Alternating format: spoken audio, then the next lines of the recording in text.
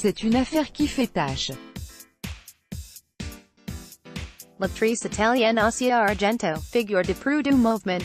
Un montant de 380 000 $ a été versé à Jimmy Bennett, un acteur et musicien de rock américain, qui assure que Asia Argento l'a agressé sexuellement dans une chambre d'hôtel en Californie en 2013, selon le New York Times, qui cite des documents envoyés au journal par une source non identifiée.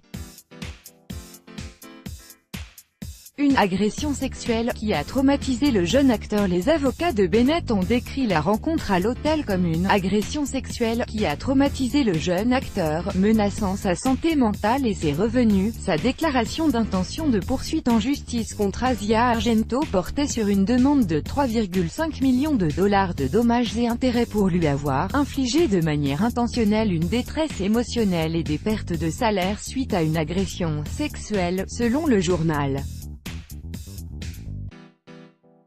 À l'époque des faits, il avait 17 ans et 2 mois alors qu'elle était âgée de 37 ans.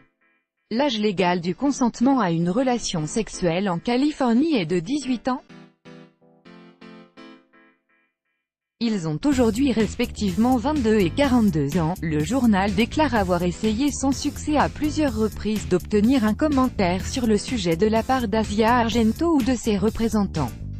Les conditions de l'accord, incluant un calendrier de paiement, ont été finalisées en avril de cette année, selon les documents vus par la journal. Selon ces documents, l'avocat d'Asia Argento, Gary Goldberg, a décrit l'argent comme « aidant Monsieur Bennett ».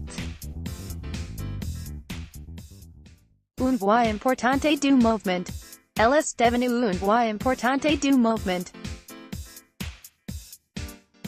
Lors de la soirée de clôture du Festival de Cannes 2018, elle avait lancé au public « Les choses ont changé. On ne va plus vous permettre de vous en tirer sans être inquiété ». L'action en justice de Bennett a été lancée un mois après que les accusations d'Asia Argento contre Harvey Weinstein ont été rendues publiques, selon le New York Times.